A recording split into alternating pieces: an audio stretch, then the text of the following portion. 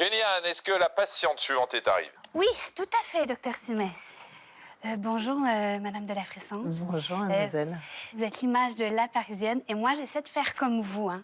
Donc, regardez, dans mon petit sac de Paris, hein, j'ai les accessoires qu'il faut. J'ai un petit béret, comme ça. Je vais pas défaire mes cheveux. Ça va bien. Un petit béret. Je me promène aussi avec ma petite baguette, hein, sous le bras. Pas mal. Hein.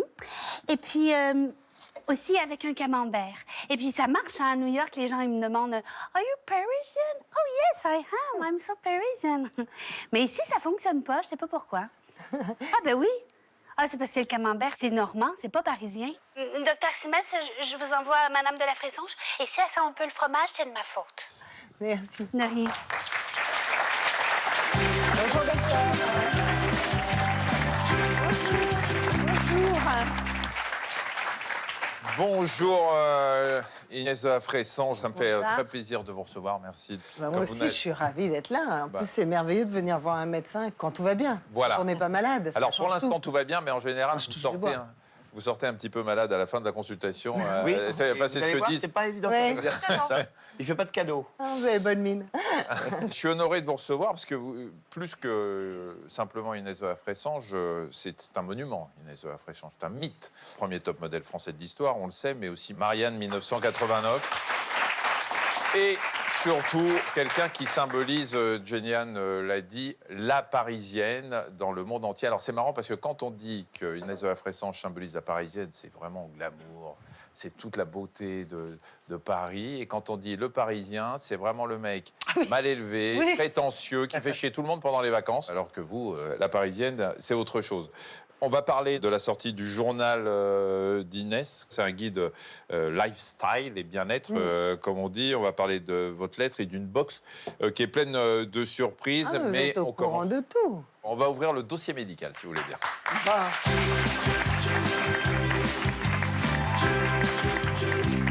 Alors, j'ai pas assez de place. Vous allez me dire vos noms et prénoms.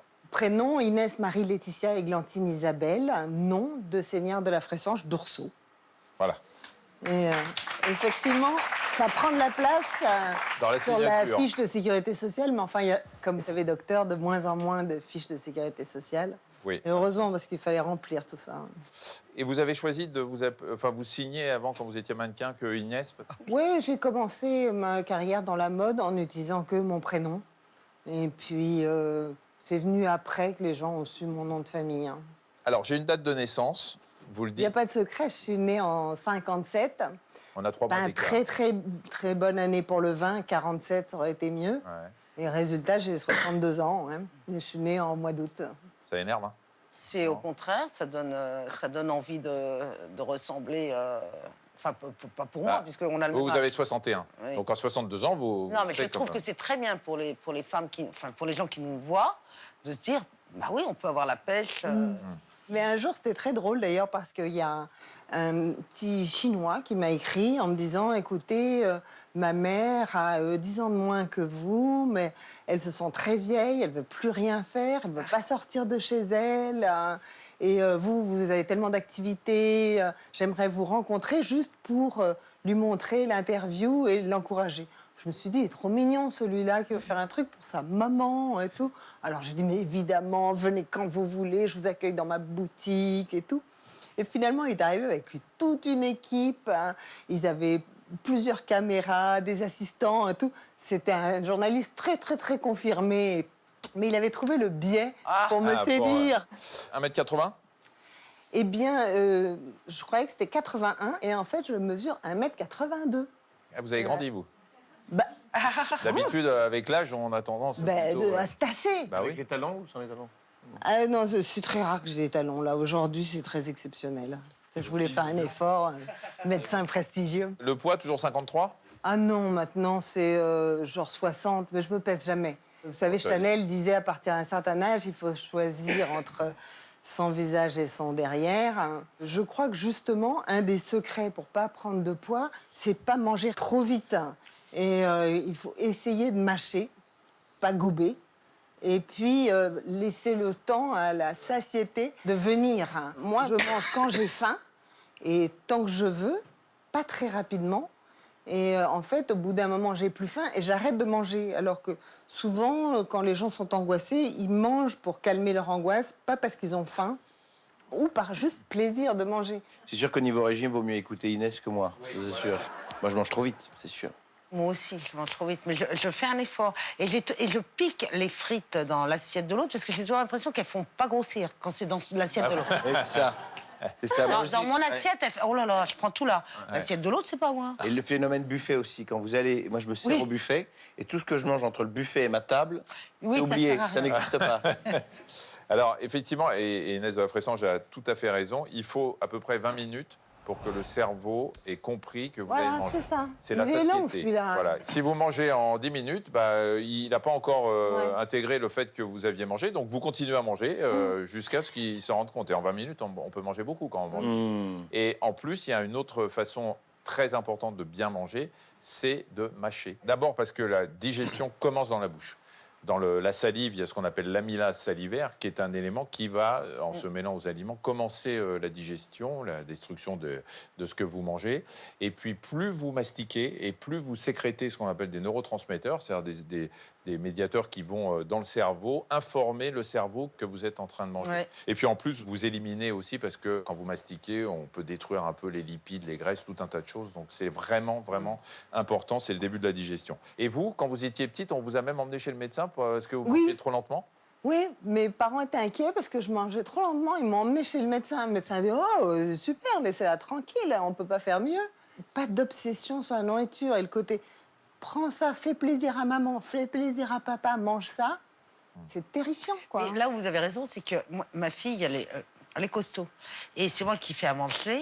Je lui donne l'entrée et je fais semblant. Mais non, d'ailleurs, je ne lui fais pas le plat principal tout de suite. Et elle me dit alors et après? Je dis, oh mince, j'ai oublié. Et donc, je la laisse. Donc, comme ça, elle a bien mangé son entrée. Je lui fais son plat principal après. Mais elle a beaucoup moins faim. Là, elle va voir l'émission et toute la tactique est foutue, là. Hein. Oui. Le sport. Alors, en septembre, je suis allée m'inscrire dans une piscine. Ils m'attendent toujours. Je crois qu'elle est propre, la piscine. Vous avez déclaré que votre secret pour rester en forme, c'est de rigoler avec vos copines. Mais oui. Eh ben ouais, évidemment. Déjà, nos problèmes, dès qu'on les raconte à une copine, Ouais. ça va déjà mieux. Genre, il me gonfle en ce moment. Enfin, je dis ça au hasard. Et puis... mais déjà, de raconter quel est le problème, ça l'allège énormément. Et puis de se moquer un petit peu de soi-même. Alors, ce qui est quand même assez paradoxal et assez drôle, c'est que vous êtes considérée comme la Parisienne absolue. Et pourtant, ça vous fait rire parce que vous avez une mère argentine, une grand-mère colombienne, vous avez du sang polonais, du sang tchèque. Ouais. Hein, finalement, c'est ça la France aussi.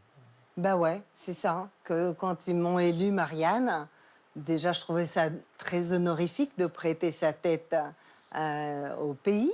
Et puis, surtout avec un nom, un rallonge, de prêter sa tête à la République. Hein, je trouvais ça vraiment bien. Et puis aussi de rappeler que j'étais issue, comme ça, de plein de nationalités différentes, que c'était ça, la France, une terre d'accueil. Et en plus, c'était le début des mouvements vraiment d'extrême droite. Hein, donc, ça tombait bien. Et Paris aussi, c'est ça. Et alors, les gens viennent à Paris voir la Joconde. La Joconde est arrivée avec Léonard de Vinci, un immigré italien sur son âne, qui avait ça dans son sac, la Joconde. Aujourd'hui, on considère que c'est français. Ben non. Situation de famille, vous êtes mère de 2 enfants. Deux filles. Hein. 2 filles, Nine et Violette, qui n'ont pas décidé d'être mannequins. Elle, Non. il y en a une qui vient d'avoir son bac avec mention très bien et l'autre qui est normalienne, vous voyez. Ah, ça déçoit les enfants. Hein. Ah non, non. Ouais, ça tourne mal. Et je connais aussi l'homme de votre vie, Denis Oliven, hein, qui est un grand homme très connu dans les Lui aussi médias. a fait des bonnes études. Alors, à la question « Quelles sont les choses à avoir absolument dans son placard ?» vous aviez répondu. Vous vous souvenez ce que vous avez répondu un jour? Non, je crains le pire, allez-y. Vous pouvez. Un amant. C'est là où on place les amants, hein, souvent. Oui. Ah bah, Surtout quand on est pris en flag ou pas qu'on demander. risque Vous d'être avez- pris en Vous avez flag. été amant? Bah oui, ça m'est arrivé. Vous êtes allé dans un placard? Pas dans un placard, mais j'ai fait des sorties un peu rapides. On va revenir sur vos antécédents familiaux. Alors, vous êtes la fille d'André de Seignard de la Fressange, conseiller en investissement, et de Cecilia Sanchez Cirez. Pourquoi vous dites que vos parents vivaient comme dans un roman de Sagan? Parce qu'ils étaient fantasques, ils étaient extravagants, ils n'étaient pas conventionnels. Et ils ont décidé de vivre à la campagne dans les années 60. Et puis, c'était des gens qui respectaient plus l'art, la création, l'imagination que tout titre social, je ne sais pas comment dire. Ils ne respectaient pas spécialement l'argent ou la position des gens. Ce sont des gens absolument charmants qui vivent la moitié de l'année sur un bateau à voile, pas énorme, en plastique, peu moche. Quand vous étiez petite, vos parents, donc, vous dites qu'ils étaient toujours fourrés chez Lacan, qu'ils parlaient de névrose, d'angoisse. Ouais. Toute votre enfance, vous avez entendu ces mots que vous ne compreniez pas finalement? Ils se sont intéressés à l'analyse bien avant que ce soit la mode, finalement. Et ils voyaient les deux ensemble, Jacques Lacan. Et d'ailleurs, ils venaient dîner à la maison, ce qui est aussi un peu étonnant, parce que dans la déontologie, normalement, on ne va pas vraiment dîner chez ses patients quand on est psychanalyste. Et donc, moi, je voyais ce bonhomme qui était un peu intimidant, pas spécialement sympathique. Et j'entendais effectivement parler de problèmes, de névroses, d'angoisse. Et je me souviens que moi, mon angoisse, c'était que j'avais l'impression de ne pas avoir de problème ni de névrose, quoi. J'avais un peu l'impression d'être trop normale. Et puis, depuis, ça s'est amélioré. Vous avez des tocs, des manies? Eh bien, j'ai un petit peu tendance à avoir un problème capillaire. Hein. Je trouve qu'ils n'y vont jamais.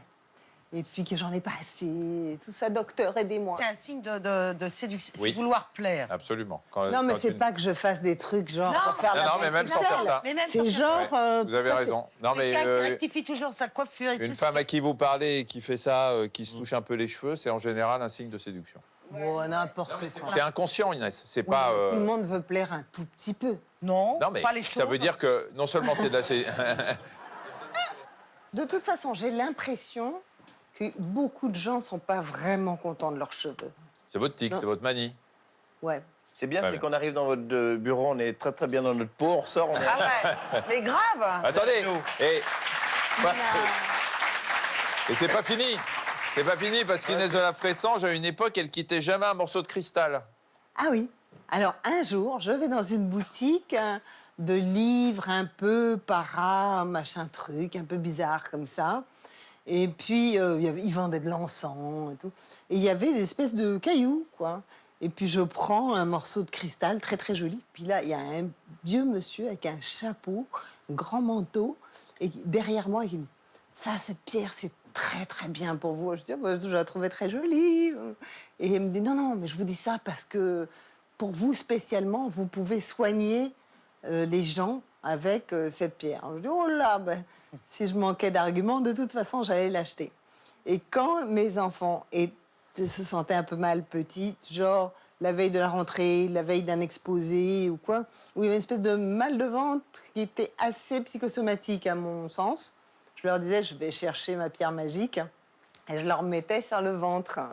Et en me disant, voilà, il y aura un effet comme ça de suggestion. Donc, à chaque fois que je vais chez le bijoutier, maintenant, je me dis, c'est pour la santé. Hein. Un bon saphir, c'est toujours bien pour la santé. Oui, oui, non, ça, oui, je bien, bien.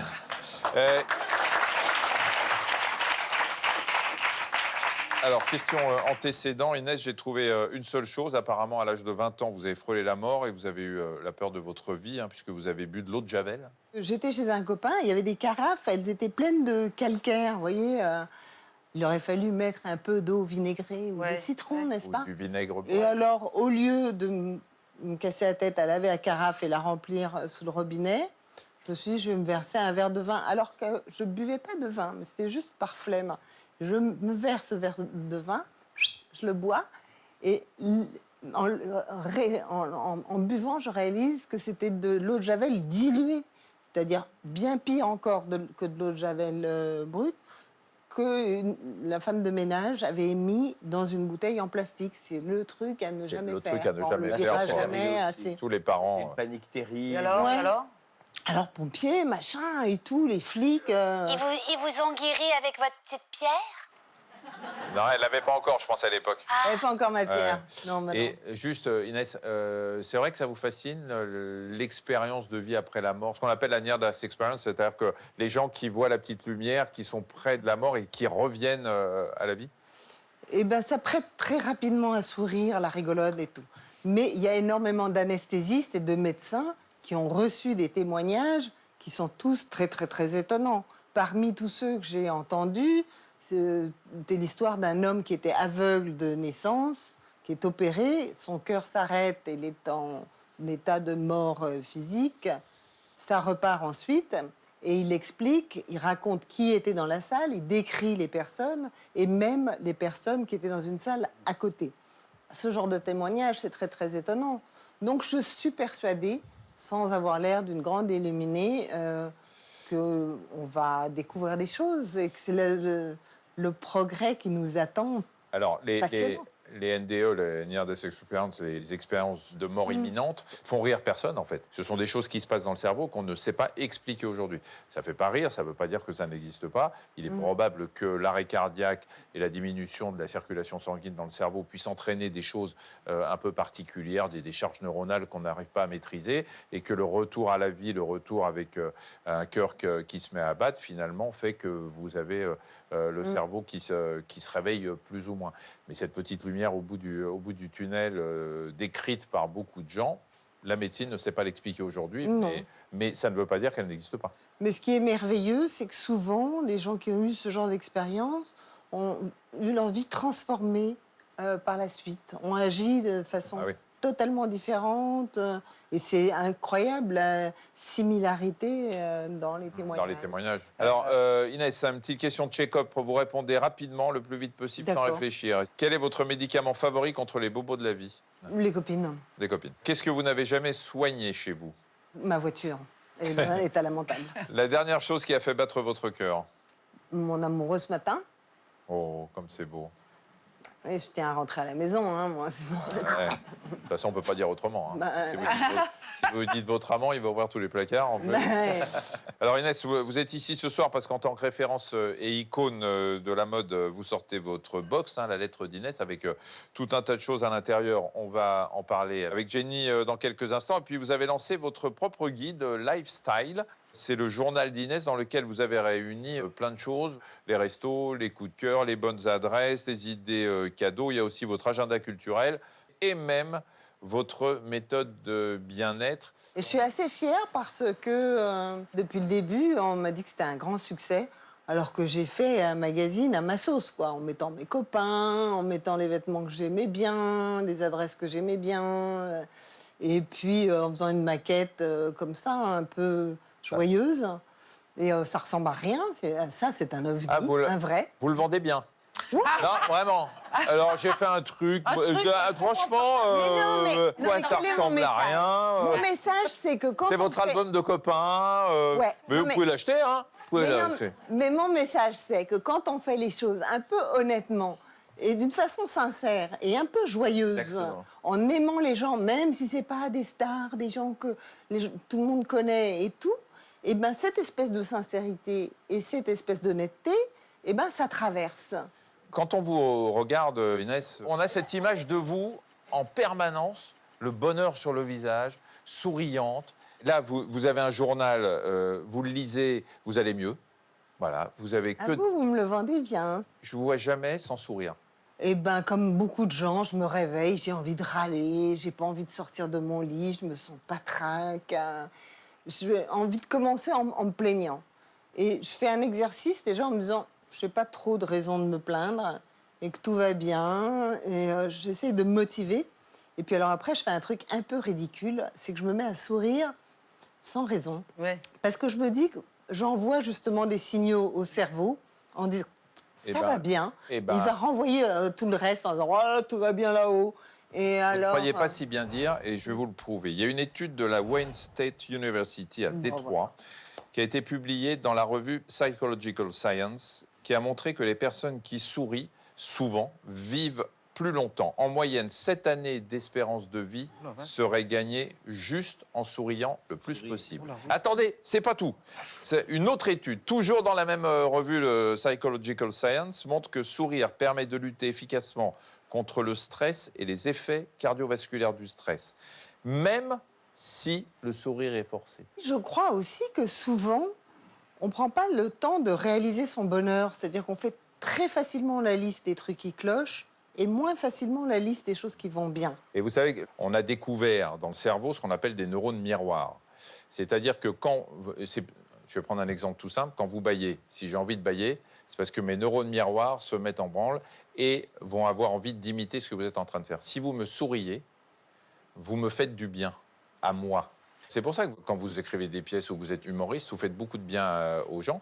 Mais simplement le fait de voir quelqu'un qui sourit réveille vos neurones miroirs et vous faites du bien à vous parce que vous vous représentez par empathie ce que l'autre est en train de vivre comme bonheur. Donc, il faut le faire. Ça peut être une arme formidable aussi. Vous êtes dans votre voiture, il y a des encombrements, je sais pas quoi, il y a un imbécile qui arrive, qui klaxonne, qui est de mauvaise humeur. Très, très facile de tomber sur un de ces bidules-là. Au lieu de lui faire des gestes qu'on a spontanément envie de lui faire, eh ben on lui fait un sourire. Ah ouais, alors Puis, moi... généralement, ça calme. Alors là, excusez-moi, mais moi je l'ai fait une fois, le mec il m'a cassé le rétroviseur en disant il se fout de ma gueule en plus. Quand c'est vous, Inès, Non, qui non, souriez, non. c'est quand même... Ouais. Le type, vous lui faites sa journée, quand même. Ouais. Pourquoi on vous a choisi pour être l'égérie de Chanel, Karl Lagerfeld? Les gens ont oublié, mais dans les années 80, l'image de la maison avait un peu vieilli. On imaginait que le tailleur Chanel, c'était pour une dame d'un âge respectable et d'une femme politique ou quoi, et que c'était pas moderne. Et on pensait pas que c'était une marque qui pouvait s'adapter à l'époque, aux années 80. Et donc, Karl, avec qui je travaillais beaucoup, pour qui je faisais les défilés, pour ses marques à lui et pour Chanel, me gardait souvent pendant les essayages ou quoi. Et au bout d'un moment, je disais, là, je suis désolée, Karl, mais je dois aller travailler pour les autres. Et il s'est dit que finalement, Chanel avait besoin, pas spécialement d'un mannequin, mais d'une femme contemporaine qui porte du Chanel au quotidien. Et alors moi, je portais des vestes Chanel avec des jeans et des baskets. Et à l'époque, c'était très, très étonnant, quoi. Les gens disaient, mais c'est ça le style Chanel? Et donc, je crois qu'ensemble, on a réussi un petit peu à dépoussiérer la maison. Lui a fini le ménage après, moi je suis partie. Vous avez dit que lors de son dernier défilé Chanel, il vous a pris la main et vous l'a pas lâché, que c'était la première fois que ça arrivait. Oui, c'est vrai qu'à la fin de sa vie, il avait un côté très affectueux, très tendre, plus sincère, n'essayant pas à tout prix d'être spirituel ou unique. Et ça, c'était assez touchant. Et il se savait gravement malade et il le disait à personne. Il n'y avait que son secrétaire et accompagnateur qui le savait. On s'en doutait un peu. Et je l'avais invité d'ailleurs à passer le Nouvel An. Je savais qu'il était seul comme un rat chez lui, sans plan ni rien. Et il m'avait envoyé un texto en me disant qu'il était très touché, que ça aurait été avec joie, mais qu'il avait un léger petit rhume. En fait, il avait un cancer qui le rongeait. Et c'était une façon très élégante de décrire sa maladie. Vous avez imité Karl Lagerfeld, vous? Bah, il n'était pas... comme tous les grands hommes, il était facile à imiter. Parce qu'il avait une forte personnalité, cet accent allemand comme ça, qui était... voilà, Ah bah, il y a une façon de parler très vite, comme ça. c'est intéressant de voir qu'aujourd'hui, la mode a beaucoup évolué. Moi, ce que j'aime chez Inès, c'est vraiment son style incroyable. Et c'est vrai qu'il a... C'est loin, ça.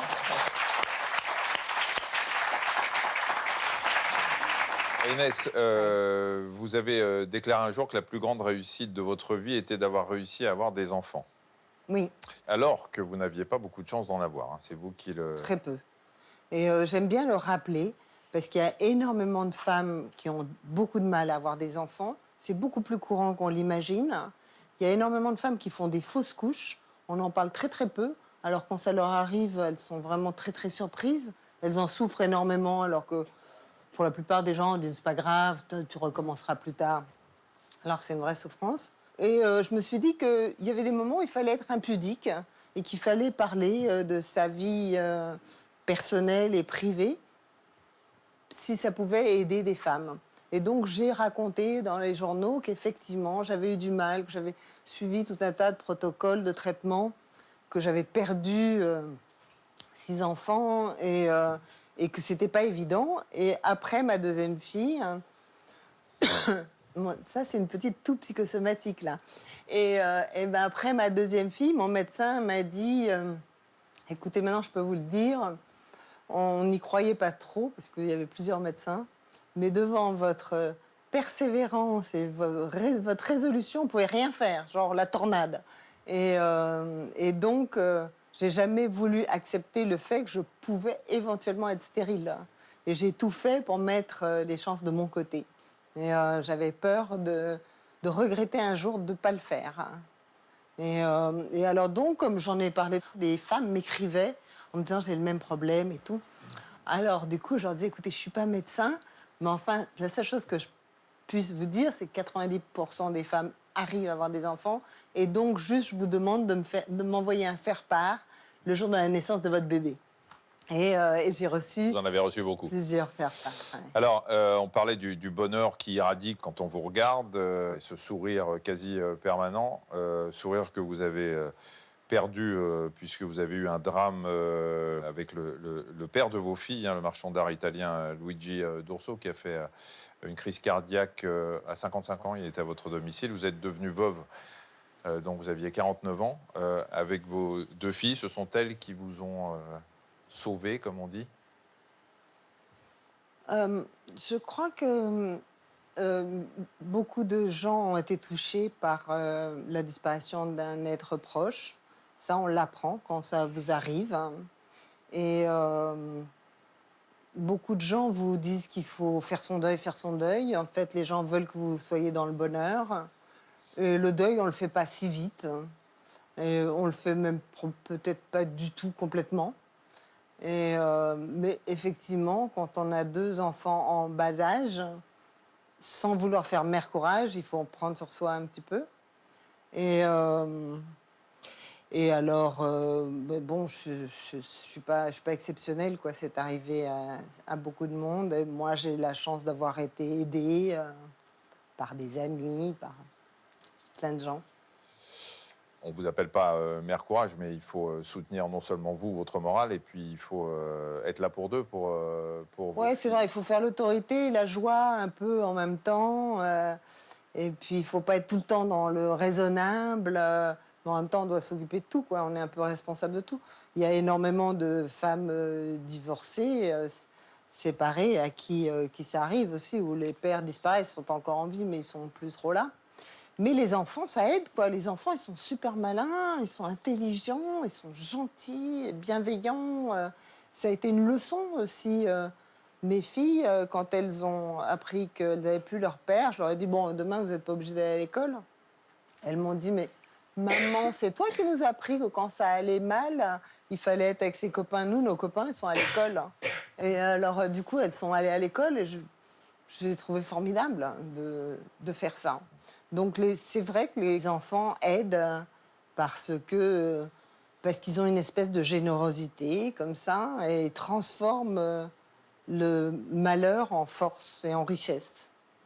C'est pas mal. C'est la résilience des enfants qui est assez exceptionnelle. Alors depuis, on l'a vu, vous êtes retombée amoureuse, mais vous n'oubliez pas votre premier mari et ce qui lui est arrivé. C'est pour lui que vous êtes devenue la marraine de l'association Mécénat Chirurgie Cardiaque. Eh ben, je suis contente que vous en parliez, parce que plus on en parle, plus le nom de cette association qui sauve des enfants en les opérant du cœur, plus le nom est connu, et plus les gens sont rassurés. Et moi, je crois que les gens sont très généreux.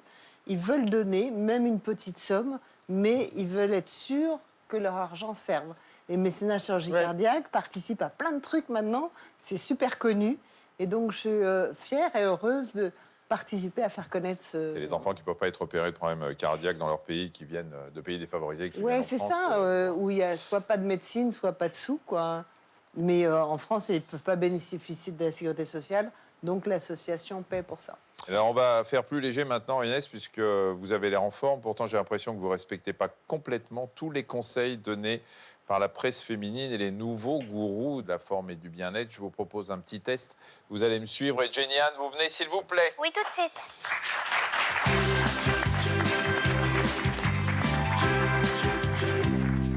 Jenny, est-ce que vous pouvez expliquer le principe?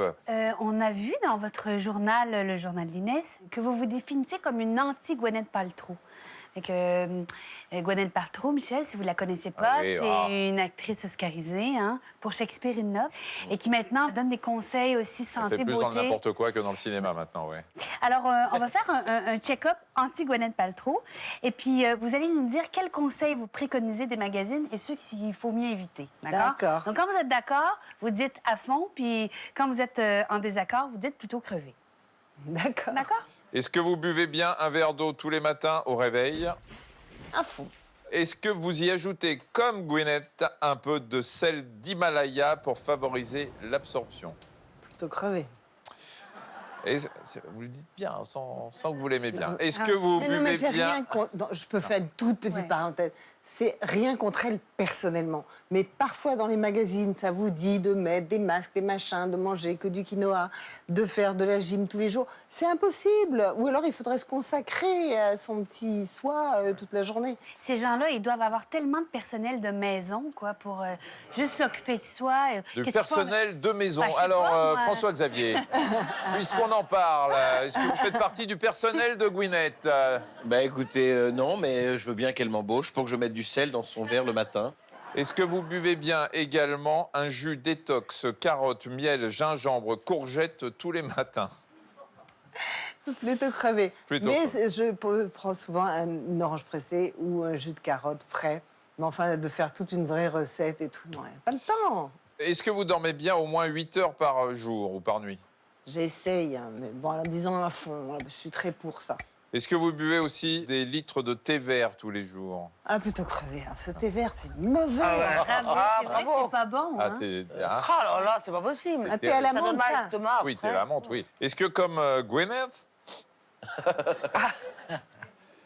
Même moi, ça me fait marrer quand je parle anglais. Alors, vous faites des bains de bouche à l'huile de coco pendant au moins 20 minutes parce que c'est bon pour la peau et la santé buccale et que ça blanchit les dents. Ah, plutôt crevé. Est-ce que vous faites bien du rangement dans vos placards en donnant un maximum de choses pour faire aussi de la place dans votre tête? À fond. Mais alors ça, c'est Marie Kondo plutôt que Gwyneth Paltrow. Ouais. Je conseille vivement Vous connaissez Marie Kondo? l'œuvre Pas de du Marie Kondo. Elle plie toutes ces petits Oh là là. trucs d'une manière... Vous C'est connaissez? angoissant, oui, oui. Oui, c'est angoissant, quoi. Non, Mais- parce qu'il y a une vérité. La vérité, c'est que c'est pas dans l'accumulation qu'on est heureux et que s'il y a des choses qu'on n'utilise pas à la maison, il faut les donner et qu'on se Et sent elle mieux parle dans à ce ses cas-là. vêtements aussi. C'est vrai. Bonjour, toi. Je suis désolée. Oui, je elle parle, m'occupe oui, de c'est toi. ça. Il faut dire au revoir à son vêtement. C'est Non, ça. C'est là où elle Oui, non, mais m'angoisse, de faire la conversation avec ses vêtements, non. Mais en tout cas, je crois que l'ordre, quand même, c'est rassurant. On se sent mieux, quand même, dans l'ordre. Et puis, il vaut mieux donner à ceux qui en ont besoin, surtout si on n'utilise pas. Est-ce que vous êtes bien mise au pilates ou à un sport exotique genre gym suédois, sport de combat brésilien ou couture japonaise? Plutôt crevé. Est-ce que vous vous brossez la peau à sec avant chaque douche? Plutôt crevé. Ah ouais, c'est ce qu'elle recommande. Hein. Est-ce que vous faites bien des micro-siestes tous les jours au bureau parce que ça fait du bien? Ça, la sieste, vous aimez. Je suis plutôt pour. Je trouve que dans les entreprises, il devrait y avoir des endroits... Et vous, vous la faites? Pas tous les jours, mais j'essaye. Alors, à fond, la réponse. Oui, parce que c'est ce que vous dites dans votre journal. Hein. Mais oui, mais parce que les gens sont plus productifs. S'ils se calment, s'ils s'arrêtent un petit peu, c'est bon pour l'entreprise. Pas plus de 20 minutes pour pas tomber dans le sommeil profond, mais... Il faut faire la sieste de la cuillère. Vous dormez avec une cuillère et quand vous lâchez la cuillère, il faut Alors, vous on dit que réveiller. c'est Salvador Dali qui faisait ça, effectivement. Il lui avec un trousseau de clés ou une cuillère, mais que là, vous dormez vraiment très peu. C'est au moment bah où vous ouais. relâchez le tonus, vous tombez pas dans le sommeil profond, parce que quand vous dépassez les 20 minutes, vous risquez, et là, pour reprendre le boulot après, c'est un peu compliqué. Est-ce que vous dormez sur une tête d'oreiller en fibre de cuivre, car selon Gwyneth, c'est bon pour lutter contre les bactéries et les rides? D'accord, on a Crevé. compris. Ah là. C'est Et sûr- enfin, C'est sûr qu'on voit plus tes rides, des carreaux dans le visage. est-ce que vous avez bien fait confiance aux huiles essentielles pour ne pas tomber malade cet hiver, contrairement à François-Xavier de Maison, que ça rend allergique? On m'a offert tout un tas d'huiles essentielles, mais je sais jamais ce pourquoi c'est fait ou quoi. Comment Et alors, l'utiliser? j'en ai mis dans un vaporisateur et tout. Puis, généralement, je trouve que ça sent pas très bon. Non. Il y a un côté médicamenteux. Ça Enfin, sent la litière. c'est un peu politiquement... Ouais, À non, moi, mais- à chaque fois que j'en mets, ça Et sent la peut-être litière. Il y a parce que marqué un peu politiquement lavande, non, c'est incorrect. litière. Qu'aujourd'hui, il faut vanter. Mais bon, moi, je suis pas connaisseur. C'est vrai que ça fait très convalescent. Ouais. Il y a un truc, Un côté ça fait médical. malade, on se dit, oh, il a un gros rhume. Merci beaucoup, Inès. Je vous propose de retrouver votre fauteuil. Bon, en tout cas, vous restez, même si vous n'appliquez pas tout ce que conseille Gwyneth, vous restez une bonne vivante quand même. Et vous avez raison, parce que c'est toujours le secret de la jeunesse éternelle. Et si jamais un jour vous aviez un problème de santé, vous avez une trousse de secours proposée par Jenny Anne. J'ai fait spécial pour Inès parce que vous venez de lancer la lettre d'Inès, c'est ça? Ou c'est une petite box qu'on reçoit tous les mois? J'ai inventé cette box parce que je me suis aperçue que beaucoup de femmes aimaient recevoir un cadeau à la maison comme une surprise. Et alors, cette boîte a beaucoup de succès parce qu'il y a juste deux produits, pas 50 000 cochonneries, mais qui sont de qualité. Donc, au lieu d'une trousse de secours, je vous ai fait une box, la box de génie. Mais c'est la boîte pratique, d'accord? Glamour pratique. Donc, je vous offre un spray, parce que des fois, quand on prend le train, ça pue dans les toilettes. Mais dernièrement, dans l'erreur, on était tellement serrés que je crois que... C'est pratique. c'était Vous pouvez en mettre c'est tout pas terrible autour. si tout d'un coup, on sort son petit cheat, genre, petit- désolé monsieur, mais là, on sent que votre journée a été très fatigante. Ou des fois, juste quand on est sur un plateau d'émission aussi, ça pue à côté, alors Pour, on peut asperger. pour Il la est très laine. pratique parce qu'il est petit, il peut se glisser dans un petit sac à main. Je vous offre un petit torchon, parce qu'on ne sait jamais, les torchons, c'est pratique Bah, il est pour... mignon. Oui, puis pour essuyer votre scooter, ça peut faire un petit fichu dans les cheveux, ça peut faire dans votre poche, comme ça. Un petit couteau suisse aussi, c'est toujours pratique pour couper le saucisson. Ah non, mais et- alors ça, vous pouvez pas m'offrir un couteau. Parce que Ça porte malheur, il faut pas, ou alors Ah je peux oui, vous faut donner une donner de pièce. l'argent. Et un camembert, il y a ça qui double. Ouais, ouais, ouais. c'est ça. Ah, le fameux camembert. je Vous vais l'avez le- depuis combien de temps? Voilà.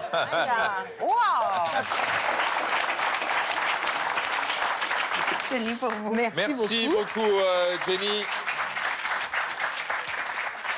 Je rappelle, Isabelle Mergo, sa pièce de théâtre, Elle et lui, jusqu'au 24 mai au Théâtre des Nouveautés à Paris. François-Xavier de Maison, Par le bout du nez au Théâtre Antoine à partir de la semaine prochaine.